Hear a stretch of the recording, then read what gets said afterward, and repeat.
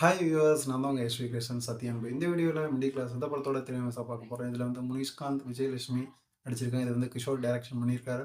இந்த படத்தோட கதைகள் என்னன்னு கேட்டிங்கன்னா, மாதம் 15,000 சம்பளத்தில் ஒரு போராடி பல கஷ்டங்களுக்கு இடையே வாழ்ந்துக்கூடிய விஜயலட்சுமி, முனிஷ்காந்த் இவங்களோட ஃபேமிலியில் தன்னோட மச்சானுக்கு திடீர்னு கல்யாணம். அந்த கல்யாணத்துக்கு நிறைய மொய் சொல்லணும்னு சொல்லிட்டு தான் பொண்ணோட டார்ச்சர் பண்ணுறாங்க.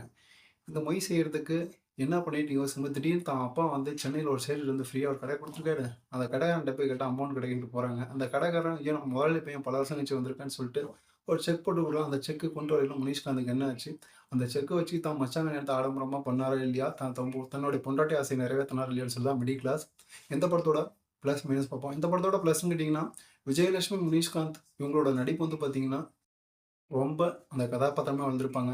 கோபக்கார பொண்டாட்டி, அமைதியான புருஷன். இவங்க 2 பேத்துக்குள்ள இந்த பேர் எப்போ இருந்துச்சு? அவங்க பசங்க, அவங்களுக்கு லைஃப் அந்த மாசம் 15,000த்துல எப்படி அழகா லீட் பண்ணிக்கிட்டு இருந்தாங்க. இந்த மாரி கதாபாத்திரத்துல ரொம்ப உள்வாங்கி அழகா நடிச்சிருப்பாங்க. முனிஷ்காந்தோடைய நண்பர்களா வரக்கூடிய கோடாங்கி, வடிவேல் பாபு இவங்களோட கதாபாத்திரம் ரொம்ப நல்லா இருந்தது. அது கோடாங்கியோட டைமிங் காமெடியா கூட இருக்கட்டும், அதெல்லாம் ஒரு ஸ்க்ரீன்ல ரொம்ப நல்லாவே இருந்துச்சு. என்ஜாய் பண்ணது விசிலடிக்க வச்சுச்சு. முனிஷ்காந்தோடைய பசங்களா வரக்கூடிய அவங்களோட கதாபாத்திரம் ரொம்ப அழகா இருந்துச்சு. அவங்களுக்கு அந்த குடுத்த வேலைய அவங்க 2 குட்டீஸ் ரொம்ப கரெக்ட்டா பண்ணியிருந்தாங்க.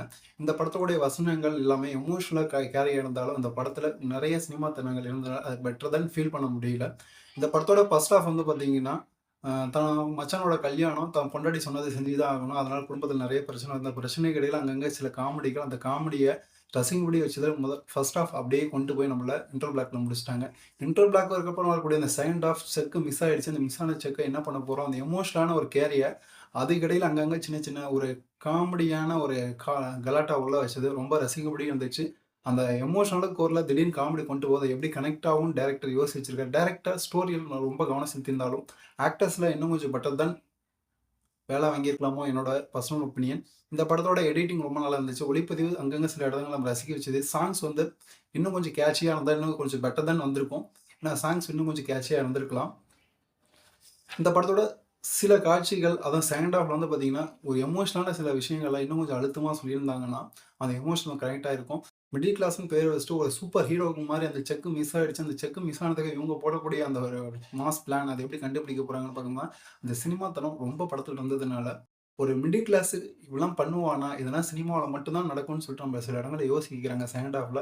இன்னும் கொஞ்சம் இதெல்லாம் கொஞ்சம் குறைச்சு ஒரு ஒரு மிடில் கிளாஸ் மாரியே கொண்டு போயிருந்தாங்கன்னா, ரொம்ப ரொம்ப நல்லாவே வந்திருக்கும்.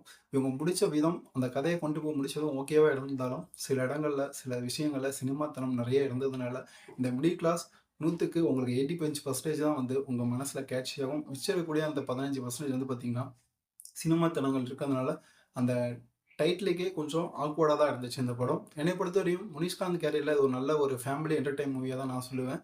தமிழ் சினிமால நெறைய வித்தியாசமான கதாபாத்திரங்கள பண்ணியிருந்தாலும், இது அவருடைய கேரியர்ல நின்னு பேசக்கூடிய ஒரு படம் தான். விஜயலட்சுமியோட ஆக்டிங் ரொம்ப நல்லாவே இருந்துச்சு. மத்தபடி சப்போர்ட்டிங் கேரக்டர் நல்லாவே பண்ணியிருக்காங்க. இந்த படத்துக்கு என்னோட ரேட்டிங் 5க்கு 3. ஸோ ஒரு ஆவரேஜான ஃபேமிலி மூவியா அந்த வீக்ல வந்திருக்கு. எல்லாரும் தியேட்டர்ல பாருங்க. பார்த்துட்டு உங்களோட கமெண்ட்ஸ் சென்ட் மறக்காம கமெண்ட் செக்ஷன்ல கமெண்ட் பண்ணுங்க. நான் சொன்ன ரிவ்யூ உங்களுக்கு எவ்வளோ கனெக்ட் ஆயிடுச்சுன்னு சொல்லுங்க. இது போன்ற சுவாரஸ்யமான அடுத்த மீது சந்திப்பது உங்கள் எஜுகேஷன் சத்யன்பு. Bye. Love you to all.